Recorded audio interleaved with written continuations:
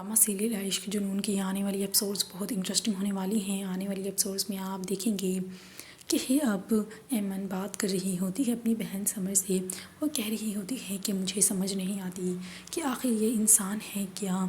कभी कभी तो मुझे लगता है कि मेरा साहिबान ही यही है, और कभी लगता है कि तपती धूप देने वाला ही यही है। और दूसरी तरफ आप देखेंगे कि राहिम ऐमन से कह रहा होता है कि इस जंग में किसी ने अपने ने मेरा साथ नहीं दिया, क्या तुम इस जंग में मेरा साथ दोगी। ऐमन को भी अब कहीं ना कहीं राहिम की बातों पर यकीन आने लगा है। और दूसरी तरफ आप देखेंगे कि अब आफिया आती हैं ऐमन के पास और उससे कहती हैं क्या उसे पता तो नहीं चल गया मेडिसिन्स का।